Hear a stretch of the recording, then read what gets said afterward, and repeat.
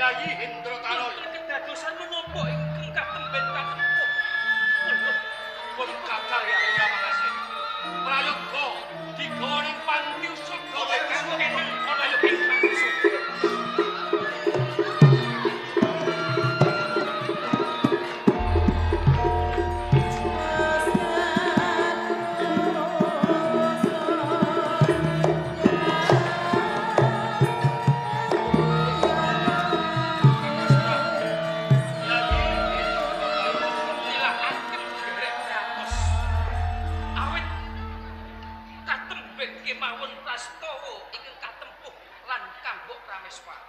Pun kakang kepengin miterang marang slira. Ana kedadian sing kaya ngene. Bebayani tumrap kasugengane Dyajeng Patimawa.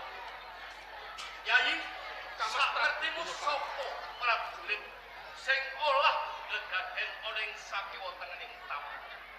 Menawi boten lepat menika kalebet andahan kula. Andan Yo kumara ingkang sawetawis supados gegladen lan magangan wonten ing Dabarwaja Kenteng Kawan. yen kaya ngono prayoga ditimbali teko ing papan. Aku kepengin Bro Kumara supaya marang suwanasane Kamas Prabu Durapati.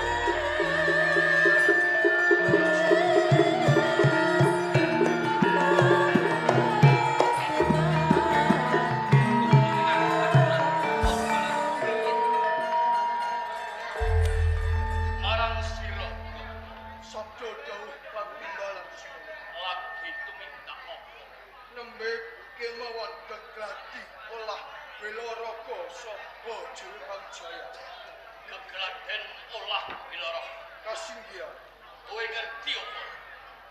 Ya mergo saka tumindak lan patrap nganti Dyajeng Patmasari tatu warang kranjang sirai.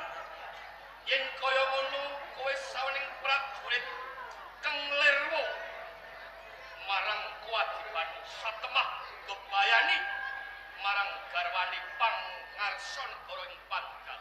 Duh sinuwun jimat pepunden kula. Tadah duka ingkang kathah.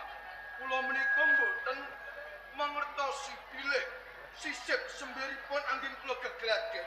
Menika kenging garwa Patmos. Cukup! Ingsun ora mbutuhake ocehan. Rokumoro, Kasih ening tumindak lan pastrap bebayani tumrap panguwasa ing Pandal.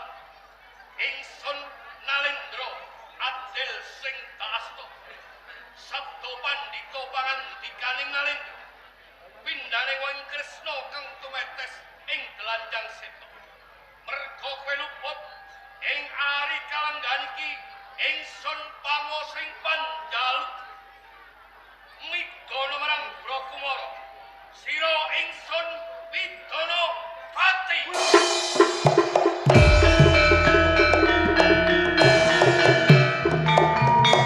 menapa kula lepat. Kula menika diutus Kanjeng Bupati Hendro Tanoy supados kula menika gegladen dados tamen waca nggih. Kaya ini isih salah.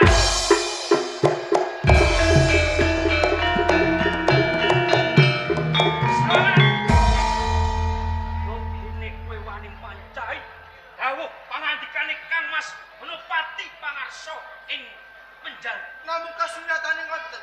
Panjenengan ngutus kula supados gegladen, supados dados tamen waca ing Penjal. Aku ngerti. Lepak. Kowe bebetengi negara Penjalu nanging kurang kawas kita. Ngerti? Bebayani tumrap kanggo Prameswari. Sedaya menika mboten kula sengaja. Sedaya menika mboten kula sengaja. Kula nyuwun pangapunten Kanjeng Bupati. Kowe kepengin uwal saka pidana? Kanjeng. Kowe kepengin uwal saka pidana? Singgih. Iki kali. Kali.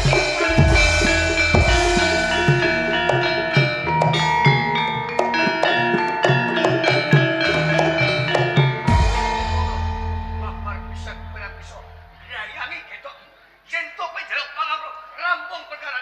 Nanging kowe iku melanjak yen to kowe ora luput. Bapak aku salah. Aku mung geglagi.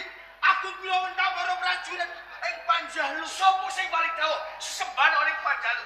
Nanging PC batal gawe panguwasa ning Panjalu. Aku rambadan, aku mung sabela diri lho Lido. Ning kasunatane wis kaukum pati. Nang dene opo? Yen to Kiswala ae Pengayoman ora wicaksana yang kaya ngene. Ngugem marang wong mingkem lambemu. Perangane kowe uga melu katrempane ana negara Panjalu. Rangketen Bokumara lamun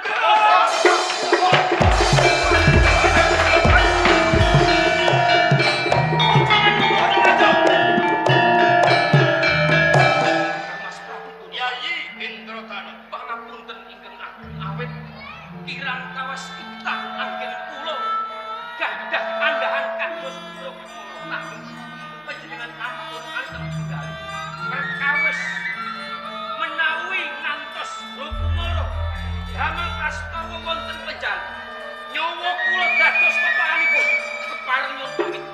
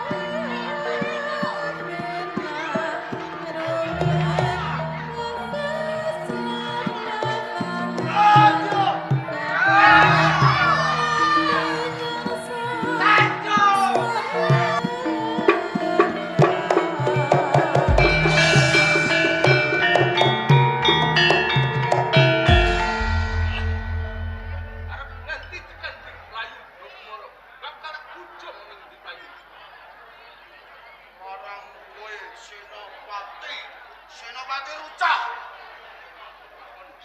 Jalaran kowe enut Ratu Nalendra kang ora wicaksana. Apa aku salah? Aku mau geglagen. Anggonku geglagen namengi Panjalu. yen ana Pak Monco. Pak Rasta Remur. Dene apa kowe ra ngaku yen kowe iki lumpuh. Kowe iki wis mari dadi. Durung tansur. Nakoni marang Gusti Putri ngene iki. Apa kowe ngono kuwi jenenge Aku ora sengaja. Apa aku salah?